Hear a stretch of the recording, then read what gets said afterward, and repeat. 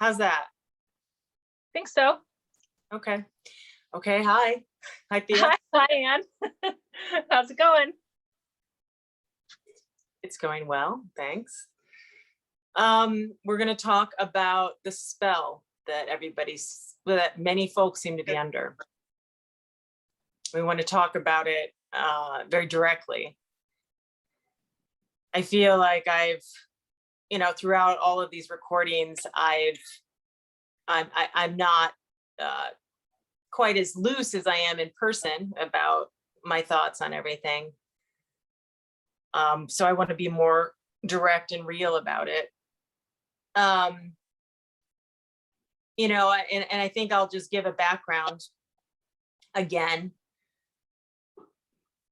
We were planning to move out of the country before all the lockdowns hit, because I've been involved for years in the legislative fight and consciousness fight against vaccine mandates.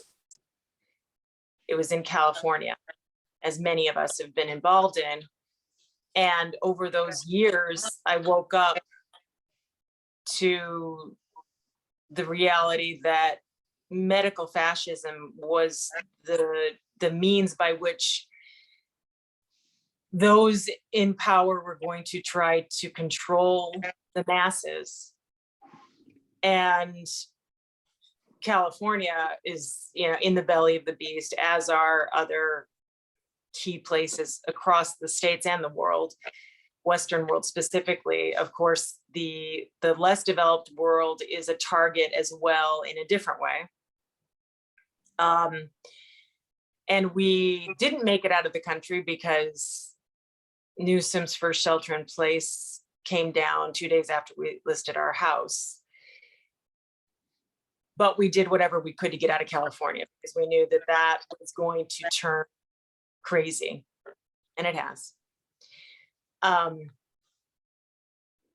knew the mask would be mandated, and I knew it would turn into a kind of Stasi police state, in which neighbors are turning on neighbors and reporting, et cetera, et cetera. Anyway, a lot of us have seen this. A lot of us saw this. COVID, I've never been afraid of germs. Really, especially I think just my sense has always been, I think we were raised not to be germophobic on any level. An understanding of our place in the balance of our environment. And of course, as I've gotten older and had to educate myself about vaccines, about infectious disease, I've learned a great deal more that certainly makes me understand that tiny little microbes aren't the ghouls that they're made out to be, the monsters they're made out to be. We have a great deal of control over the environment of our body, what we put into it, how we fuel it, how we feed it, and in terms of how to keep our immune system functioning well. So that's basic stuff. So it's been pretty crazy from that vantage point to watch what's gone on, and watch the way people have succumbed to this fear and have fallen under this spell that they were already primed for. We live in an extremely medicalized society, and I don't even like to use that term medicalized, because medicine suggests something that is intended to heal. But what it's become, of course, is just pharmaceuticals. It's become drugs. People have become reliant on pharmaceuticals and biotech to live their lives, to manage their health. They don't even manage it themselves. They don't, largely, they look to someone else to tell them what to do to manage their health. And those that they're looking to, the barber surgeons, the MDs, largely, I say this broadly, there are some brilliant MDs who are totally awake to what's going on and know health. but largely they'll listen to what this MD tells them to do, or this radiologist, whatever, just whatever expert is doing the scans and telling them what the problem is and prescribing the drugs and the tests, they follow orders. That's generally it. So we have found ourselves in a society in which people don't even feel responsible for their health. And even if they actually have a sense that what they're being told is not correct, it takes them a lot to even reject that and take their health into their own hands. So it's been primed, right? We see in the media all over the place for decades, pandemic blockbusters, that's the new fear. People have been primed to get to this point of perceiving each other as a biohazard. That is, you've just disappeared for a moment. Sorry. See if I can pause this. I'm back. I think I should be. Sorry, it was just a call. That's okay. So here we are, right? And so what's been heartening is folks that didn't pay a lot of attention to this until 2020 have woken up to the fact that something is amiss, something doesn't add up, something doesn't make sense. And I see that there is such a gradation, such a spectrum of folks coming to this. There are some that are all the way where I am and have been. And there are some who, don't necessarily trust experts more than themselves and their own gut and their own instincts, even though they may have gone along with the program with doctors and all that until now.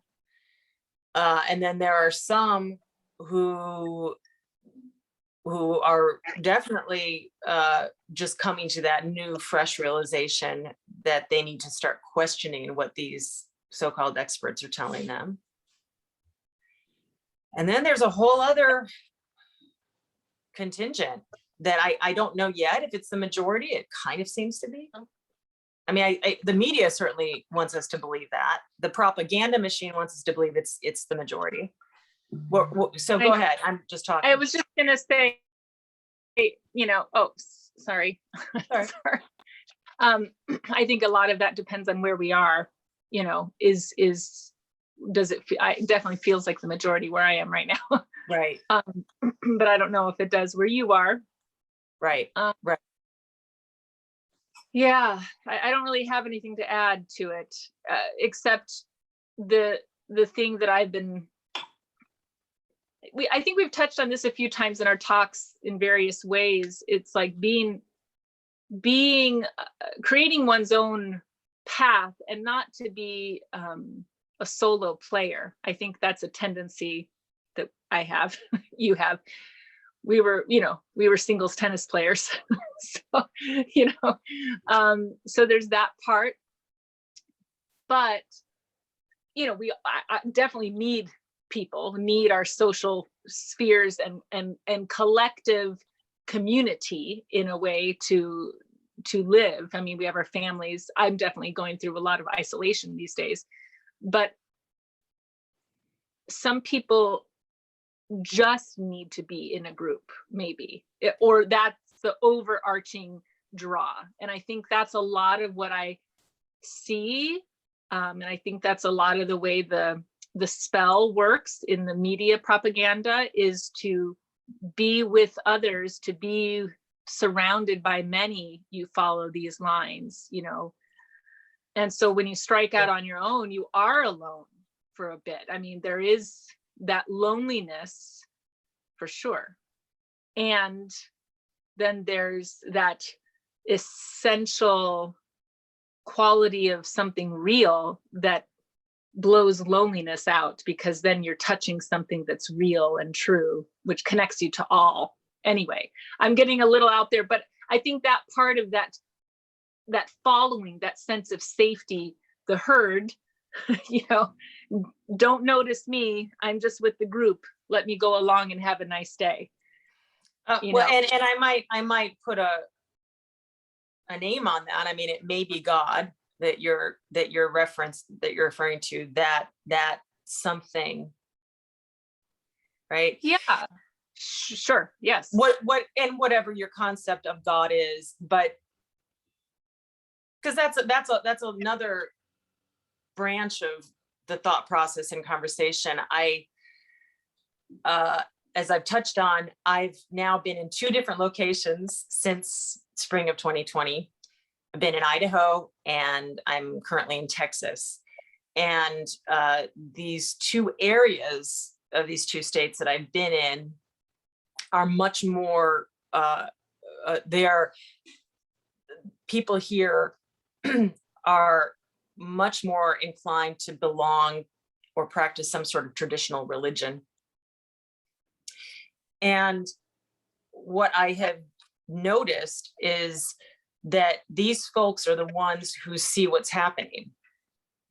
And I remember asking, so I had a conversation with a friend back in Idaho before we got here, several months into it.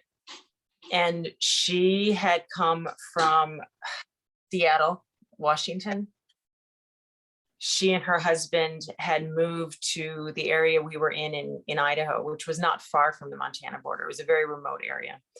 And she had moved there 15 years ago because she saw what was happening. They saw what was happening. And I said, how did you see it back then? Why did I not see this 15 years ago? And she said, well, because I have faith. And I was like, what is that? How does that open your eyes to it? And, and I'm still trying to figure that out. I definitely, my own faith has reawakened over the last many, many years. And I am more in touch with my faith, connected to it, in practice with it than I had probably ever been in my life, in a structured way, but at least more than I have been since childhood, when I spoke daily to God, right? So there's something to that, right? That because in faith is a true freedom. And there's something to understand there, something to examine in terms of what true freedom is, true liberty is.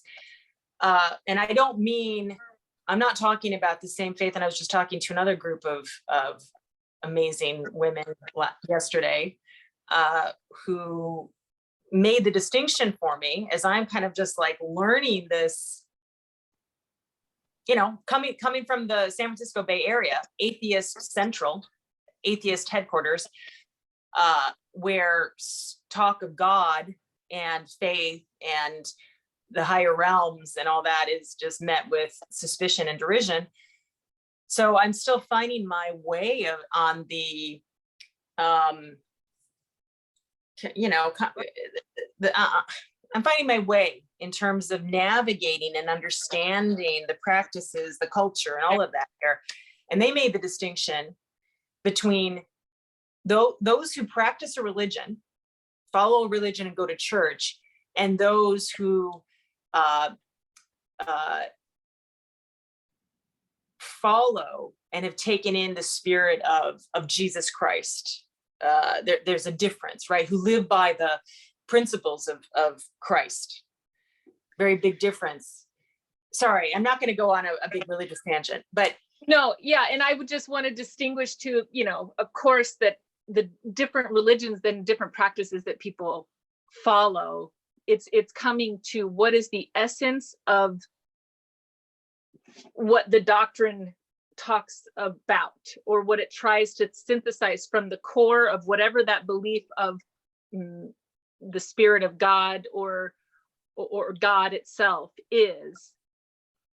So sorry, I'm getting lost too, but I mean, we've talked about it. It's like, is it coming? Are you practicing and following as to the best of our ability to penetrate to the essence of the practice, or are you lost in the trappings, the appearance that's on the outside, right? I mean, that's Plato, right? Right, Image and well, and that's then speaking to what you were talking about with the collective. I mean, that's what I've been trying to figure out here, right? It is clear. It is to anyone, to any objective observer, it is clear that the collectivism tendencies of now the political left are seem to be following along with this spell. Mm-hmm. Folks on this collectivist left, this collectivist leaning left, are under the spell. A germ, I'm going to put a mask on and wear goggles and stay 6 feet away from you, and I'm going to get a magic shot that I don't understand anything about it. I'm going to get a magic shot, and that's going to protect me. It's going to put a big force field around me, and I'm for the good of humanity. I don't understand that this doesn't even prevent transmission, but a vaccine, you know, it's a spell. It is a wackadoo spell that they're all under, right? And I'm, again, because of the different places that I've been in the country over this pandemic, the political right generally are the ones who are cutting through the BS of this. They seem to see through the spell, and generally, the political right, certainly to one degree or another, practice a religion and have a faith that acknowledges, certainly at least, these other realms beyond this materialism. Go ahead, sorry. So the thing that I've been actually working the other day when you and I were talking about, you know, some qualities of the work I'm in, and, you know, these realms of group workings, and how it seems the political left and then these other bodies are going only into the collectivism, right? Bear with me for a second. And I'm like, oh, it's the same. It comes back to the same thing of the point and the periphery, that as an individual, I must be an individual and a part of the whole. Yeah. Not just a part of the whole. And so Yes. That's what it seems that the left seems to be going, just to, you're a part of the whole. And we have to maintain there's something between the two. It's not just the individual, and it's not just the whole. It's got to be, there's got to be that togetherness and the honoring of both. So that's what I've been coming to. That's my breaking of the spell. It's not one or the other. It's both at the same time. Yeah, and I guess that must be the key. That because, okay, so I also, I remember I was sharing with these, do you need to break? No, not at all. I was just gonna get my drink. Okay. Okay, I was sharing with these women a big wake up I had a few years back. Okay, so, you know, prior to 2008 and the ACA, when the CDC was awarded $1 billion a year to market their vaccines, basically, it was a very commonplace thing in educated circles to delay or modify the CDC recommended schedule for children. It was just something that people did. It was something that the my best friends did when they had their kids. I came to the party late with kids, right? You had kids before me, and they did too. And so, I was just taking everybody's lead. I was looking into this, and I just assumed we would do a modified schedule, all that, blah, blah, blah. Well, we start looking into it, and you start looking into it, and you start really looking into it, and you wonder why people are doing this at all. Oh, herd immunity. Oh, let me go down that rabbit hole. And then you discover the con job, right? Anyway, specifically one of these friends, you know, and as I'm just discovering all of this information, I'm sharing it. One of these friends really could not handle it and got upset with me, finally blew up at me one time and told me she doesn't want to talk about this kind of thing with me anymore. We've all had that experience with a lot of people in our lives, I know. But anyway, a few years later, and I didn't. It's like, okay. I mean, I didn't realize this was such a trigger issue. Why? This is just information, right? That I'm sharing to help you with your kids, with me, with mine. And so a few years later, after the defeat of SB 277, the bill, for anybody who's listening to this and doesn't know, SB 277 was the bill that passed through the California legislature that removed personal belief and religious, essentially, exemptions for any parent who wanted to exempt their child from any one of the 72 doses. Well, it's not exactly that, but the California schedule. So on the California schedule for school children, the vaccines that they were supposed to receive, they could no longer, after that, make that choice. The only option at the time was a medical exemption, as we've talked about, as we've all gone through. Now those medical exemptions basically don't exist anymore either, with the passage of another bill, SB 276. Anyway, after SB 277, I was talking with her, and you know, she acknowledged, she knew that I devoted a lot of my life to fighting this and opposing this and trying to stop it. And she basically explained to me that she understood that, you know, the regulatory agencies are bought, that there's corruption, that corporate corruption has infiltrated everything. But she said that she prefers to be wrong and in good company, that is following what the crowd is doing, rather than be wrong and have gone with her own decisions and choices and gut, right? She'd rather not buck that good company. She'd rather be in the company of many and be wrong than stand alone and be wrong. And I really, that hit me, and I realized we're the opposite. I'm the absolute opposite. I don't have a problem going along with the crowd if it sits right with me. But if going along with the crowd does not sit right with my gut, my sense, my intellect, I will absolutely not forgive myself if I'm wrong about my child's health and safety, but because I decided to go along with the many and went against myself. So we were talking about this last night, this group of very smart women and I, and they said that that's really what it's about. That's why folks are under this spell, because they had, because it absolves them to some degree of responsibility. Right.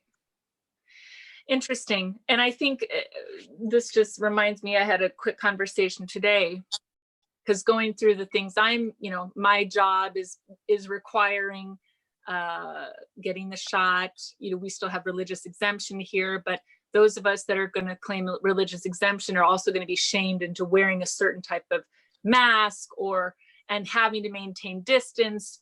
We're teachers, mind you, so it's ridiculous. And that thing, and we each, I think, come to these places at different times in our life where, I'm going to try to articulate this succinctly, but, through my life, one of my greatest journeys has been through the relationship with my children's father, and that dynamic that, really pushed me to claim myself and my own space. And once I've done that, I'll speak for myself. Once I've done that in a really hard, nitty-gritty life choice, it's not like you give that away easily, right? Like, I mean, that's the part, each of our journeys, each of us has this journey that we're faced with moments of, are you choosing listening to yourself, or are you choosing to step away from yourself? Are you choosing to inhabit yourself and fulfill your destiny with courage, or are you choosing to sidestep your path? This is how I look at it anyway. And through my life, there were moments where maybe I was a little more cowardly. I chose this. This seemed easier. This seemed safer.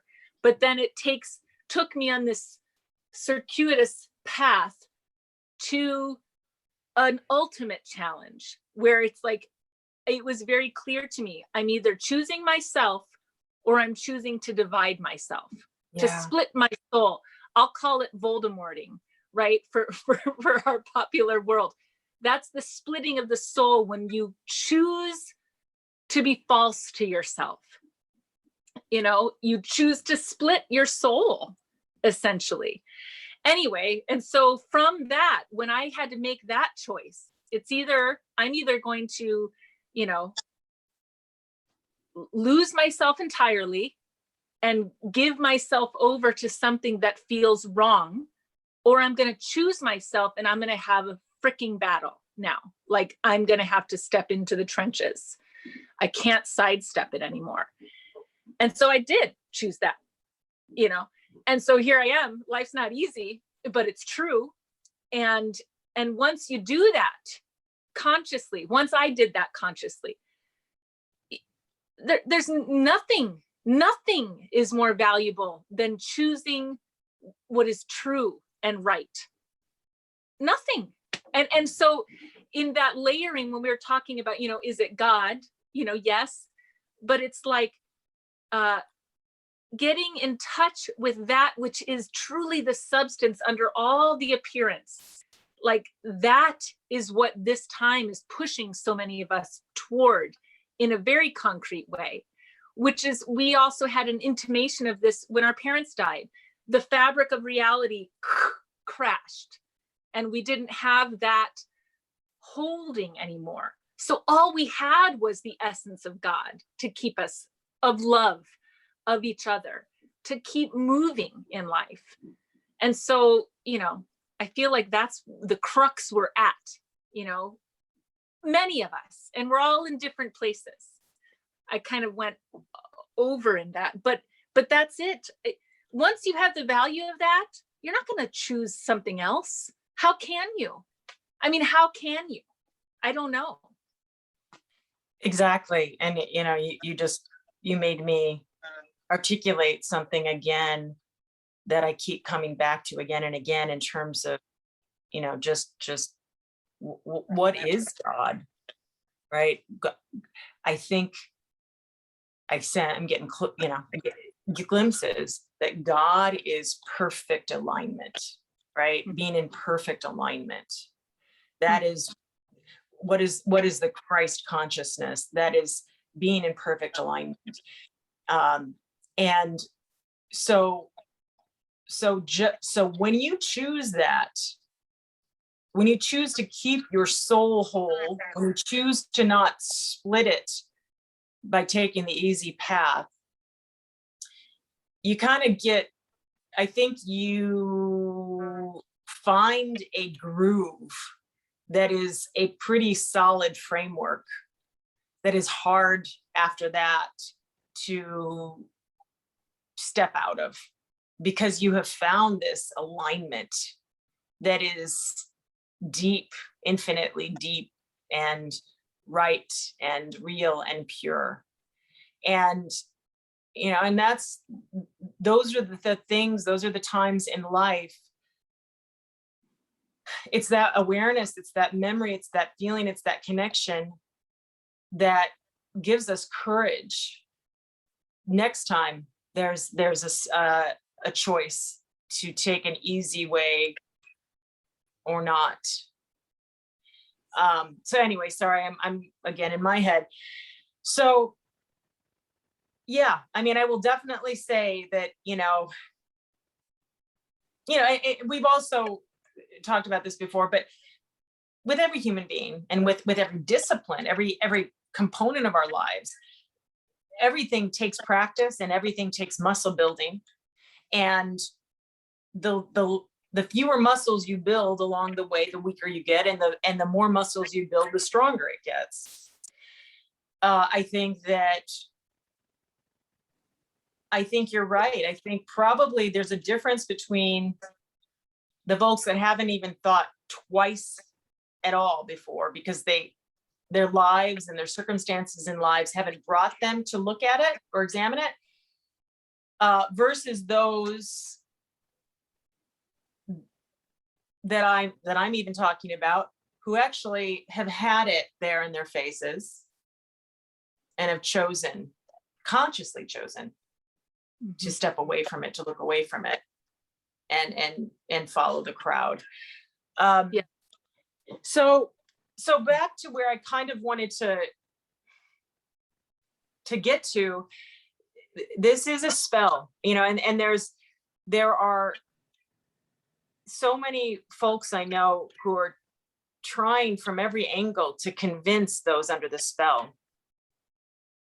And it's just not going to work. There's no point in trying, I think at this point, in trying to convince anyone who has chosen to remain under that spell.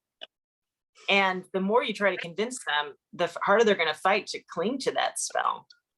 And that spell has been woven. I can't even conceive of all of the forces behind this spell. I think they are spiritual, metaphysical, material, human, Borg-like mind, and more. And so, and also very directed. I mean, my husband I can't remember what he was reading or watching, where he was articulating something that I think we talked about before, but it's pretty clear to me. It was pretty clear to me early in again, I'm going to call it the lockdown craziness. Not, I don't like to even call this COVID. COVID did not do this. A virus, a little microbe didn't do all of it. Human beings did. And, CIA and related organizations have a lot of tactics up their sleeve. And, there's some pretty basic, pretty basic techniques that have been employed successfully over time, which is, also just cults, just like small examinations of like isolated cults and how they have effectively brainwashed people. You start out with an insane, ridiculous premise that really doesn't have any foundation in logic at all in the first place. And you accompany that with fear. I mean, you couple it with fear. It's fear, fear, fear. Fear of this boogeyman, right? Fear of this boogeyman, fear of this boogeyman. The boogeyman doesn't make any sense. And the defense against the boogeyman changes. The recommendations. This is what's going to work. This is what's going to work. Got to do this, got to do this, got to do this. And at the same time, let's erode your material security on every level, right? All of a small business owners, the middle class, just pull that out from under them, right? So they can't even think too much about what's going on and what this messaging is about, whether it makes sense or not. Make them so desperate to be holding on to their survival, and then just change the game again, and then change it again. Masks, no masks, goggles, 6 feet, 3 feet, no school, no school. I mean, this is so clearly designed to screw with everybody's sanity. right? So there's an onslaught, certainly, from all sides. But, you know, we talked before we got on camera about kind of keeping your path to some degree in focus. You have one, what was yours? Row your your boat gently down the stream. Right. But you're And rowing it. Huh? And you're rowing it. Anyway, go ahead, do yours. No, you're rowing your boat down the stream. You don't know what's around the bend. You don't know what's around the next bend. You don't know what boulders are coming up. You don't know what currents are changing. You don't know what the weather is going to do. You just got to keep rowing forward, right? And along with the current, right? You don't even have to go against the current. And that's a key, right? But finding the current you want to be in and having a destination, right? Having a destination. Yeah. So, and I said, actually, what comes up in my mind, I realized is the video game Pitfall that I loved playing when we were young. And so, you know, you just got, and I do look at life to some degree like that. It's like a video game. I mean, I'm sure there's pros and cons to video games, but that lesson I think is a helpful one, is to realize that it's a story, right? We're in a story, right? And how's our story going to end? Our story, every great story has obstacles and tragedies and triumphs and testing and examination. And it's a hero's journey, right? So what's the goal? I think in this spellbound world, I think that one of our goals is to, I mean, it goes without saying, to remain in alignment with oneself, one's being, one's soul, one's purpose, one's destiny, with courage. And another part of the goal is to find each other. Mm-hmm. There are a lot of us here. There are a lot of us in this story. And we all understand that we need to reach the end of our story intact. And so, sorry, there's like an echo that I can't tell if it's going to record this way. And so, because when we also find each other, the spell gets weaker and weaker and weaker. When I'm sitting there with 5 other women who, you know, we come from very different backgrounds, we all see it. We see it clearly. We see the spell. We're, you know, it seems like, you know, people seem insane, but we see the spell. So when you are sitting around a table or a river or whatever it is with others who can see beyond that spell and see the spell for what it is, we weave something else together that is much stronger than this spell. Mm-hmm. Because, sorry, last thing. No. Because back to this collectivism versus individual, and like you hit on, we do need our community in this fabric, and this fabric of the human souls that are all here. We are connected, part of a one, but we are also individuals within that fabric. So we need to not isolate ourselves. On the contrary, we need to find each other to keep strengthening that fabric until that spell dissolves. Like a dust bomb. Yeah. I think we need to wrap up, but the other part I just wanted to say is, like, in the end of Row, Row Your Boat, it's life is but a dream. And Yeah. so So waking up in this dream, this spell, it's waking up, stay awake in it. So the more we can stay awake in the spell, it strengthens the awakeness for everything, right? Right. For each other, for all of it. You know, to be awake in the dream, I think, is a lot of the goal. Yes. And the dream spell. I mean, Sasha Stone uses that all the time. It's the dream spell.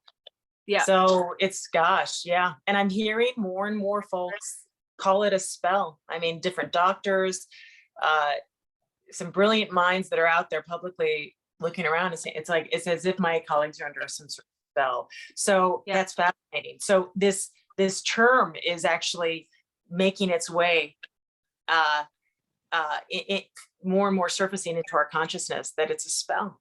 It is. And it's, you know, and thinking of, I don't know if this is even worth saying, but like as a kid growing up, hearing that the age of Aquarius is coming and we're in this turning point too. Sorry. You're gone. Now you're really gone. Hold on. I have to pause it. Okay, there you are again. So thanks. Sorry about that. I was just thinking, you know, it's like while we each have our challenges, there is something so palpably happening to our consciousness right now. It's like the freaking boot camp, you know, is kind of what we're in a way. Totally. So it's coming in hard, it's coming in fast, and you know, let's get tethered to ourselves, to our destiny, to our purpose.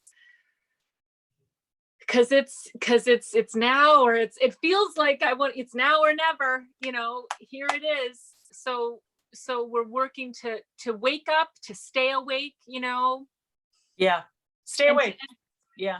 And to raise it up with, you know, love, our connection, our real connection, and then connection to self and connection to God, you know.